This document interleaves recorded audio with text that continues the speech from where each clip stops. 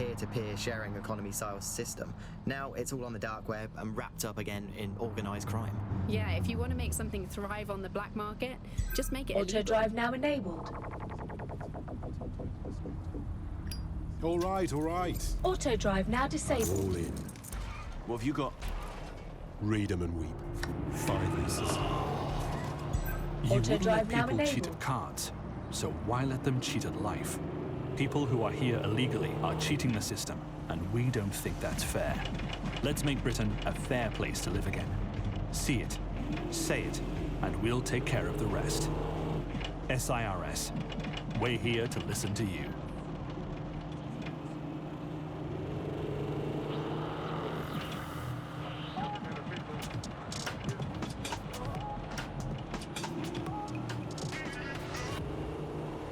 This is London Calling. You're listening to Buccaneer, your pirate podcast source for what they don't want.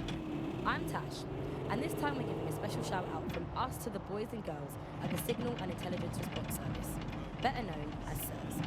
Why not? They're going to be listening anyway. They're listening to everything. But don't worry, we're not going to say anything bad about a massive, unaccountable spy organisation that uses its powers to stifle dissent and shut down free speech. Instead, we're going to look at how SIRS became so powerful. And as usual, we'll keep everyone's names and locations secret, so SIRS doesn't come looking for them. Ian was a veteran political writer and podcaster back in the days of pre-crisis Britain. Violence against Albion drones is a criminal offence. Is the world we're living in now fascist? Well, this is what fascism is. It is the complete and total control of the individual. The desire to basically say to the individual, nothing in your life matters. On an individual basis, you are now part of the whole, part of the nation. And the only meaning that you will find in your life is to become part of the nation. What is a nation? A nation doesn't mean anything, right? The nation is basically just encapsulated by the leader that takes over, that claims that he, has this sort of access to the soul of the country, to the soul of the people. He never does, it's just a myth.